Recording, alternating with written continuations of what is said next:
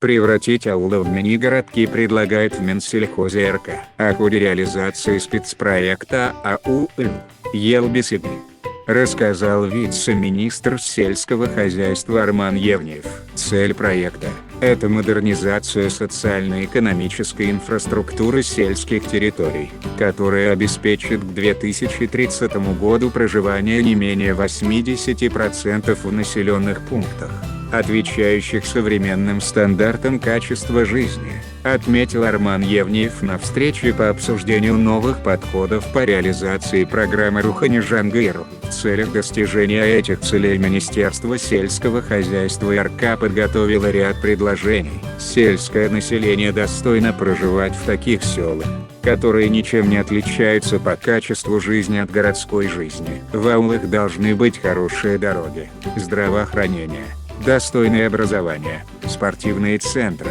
жилье. Чтобы создать такие условия во всех 6600 селах, никакого бюджета не хватит. Но отобрать из этих населенных пунктов 1,5 тысячи сел и превратить их в мини-городки с высокими стандартами качества жизни возможно. Это возможно при том объеме средств, который идет из республиканского бюджета. И это вполне реальная задача, сказал он. Как отметил вице-министр, чтобы повысить уровень жизни и престиж села, нужно с детства мечтать заниматься животноводством. Наша миссия – это создание условий для развития человеческого капитала и признание высокого статуса человека труда на селе. Неважно, занимается ли человек сельским хозяйством или просто живет в сельской местности. Мы должны экономическую инфраструктуру выстроить, рабочие места создать, малый и средний бизнес развивать, заключил он. На этом у нас все.